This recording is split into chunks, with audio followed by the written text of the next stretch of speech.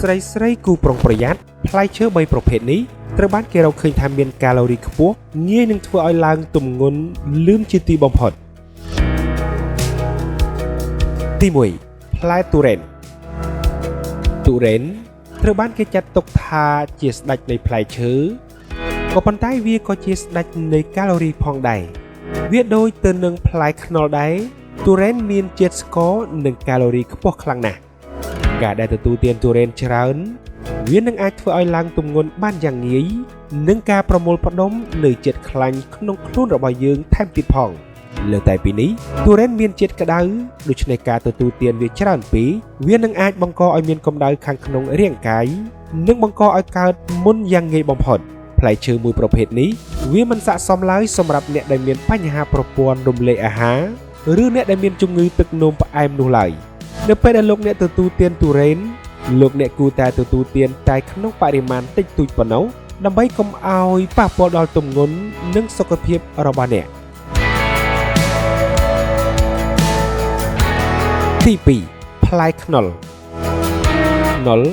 វាគឺជាផ្លែឈើផ្អែមដែលមានរសជាតិឈ្ងុយឆ្ងាញ់មិនអាចប្រកែកបានក៏ប៉ុន្តែបើទោះបីជាយ៉ាងណាក៏ដោយផ្លែខ្នុរទុំវាមានជាតិស្ករខ្ពស់ខ្លាំងណាស់ថែមទាំងមានកាឡូរីខ្ពស់ទៀតផងហើយវាក៏អាចធ្វើឲ្យលោកអ្នកឡើងទម្ងន់បានយ៉ាងឆាប់រហ័សប្រសិនបើលោកអ្នកទទួលទានវាច្រើនពេកការដែលទទួលទានផ្លែខ្នុរច្រើនវានឹងអាចធ្វើឲ្យលោកអ្នកមានអារម្មណ៍ថាឆ្អែតបានយ៉ាងឆាប់រហ័សក៏ប៉ុន្តែវាក៏ធ្វើឲ្យលោកអ្នកមានអារម្មណ៍ថាឃ្លានយ៉ាងឆាប់រហ័សផងដែរដែលធ្វើឲ្យលោកអ្នកងាយនឹងស្រេកឃ្លាននៅពពុះអាហារសម្រន់ផ្សេងៗដូច្នេះហើយប្រសិនបើលោកអ្នកចូលចិត្តទទួលទានខ្នុរលោកអ្នកគួរតែកំណត់ការទទួលទានឲ្យបានត្រឹមត្រូវនិងកុំទទួលទានច្រើនពេកបើពុំដូច្នោះទេនោះ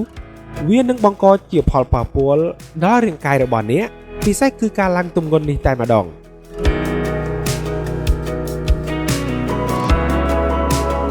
ទី3ស្វាយទុំវាមានរសជាតិផ្អែមឆ្ងាញ់ក៏ប៉ុន្តែវាក៏ជាផ្លែឈើដែលងាយនឹងឡើងទម្ងន់ផងដែរផ្លែស្វាយទុំត្រូវបានគេរកឃើញថាវាមានផ្ទុកនៃជាតិស្ករច្រើនណាស់ដែលបណ្ដាលឲ្យជាតិស្ករនៅក្នុងឈាមកើនឡើងបានយ៉ាងងាយប្រសិនបើលោកអ្នកទទួលទានស្វាយទុំច្រើនលើសលប់ពេកហើយវាក៏អាចធ្វើឲ្យលោកអ្នកកើនឡើងនៃកាឡូរីច្រើនដែលធ្វើឲ្យរាងកាយរបស់អ្នកមានថាមពលលើសនិងប្រមូលផ្ដុំទៅដោយជាតិខ្លាញ់និងឡើងទម្ងន់លឿនទៀតផងដូច្នេះហើយដើម្បីរក្សារាងឬទម្ងន់នៅថេរនិងមានរាងស្លីមលោកអ្នកគួរតែជ្រើសរើសផ្លែឈើដែលមានជាតិស្ករទាបជាតិសរសៃខ្ពស់និងកាឡូរីទាបដូចជាពពួកក្រូចថ្លុងផ្លែត្របែកផ្លែប៉ោមជាដើមលោកអ្នកក៏ត្រូវទទួលទានបន្លែបៃតងសាច់ត្រីស៊ុតឬក៏ទឹកដោះគោជាដើមការដែលបន្ថែមអាហារច្រើនប្រភេទដែលមានសារធាតុចិញ្ចឹមពេញលេញនោះវានឹងជួយឲ្យរាងកាយរបស់អ្នកមានសុខភាពល្អក្រៅតែពីរបបអាហារការដែលធ្វើលំហាត់ប្រាណក៏ជាផ្នែកដ៏សំខាន់មួយដែលអាចជួយឲ្យលោកអ្នកមានរាងស្លីមនិងមានសុខភាពល្អផងដែរ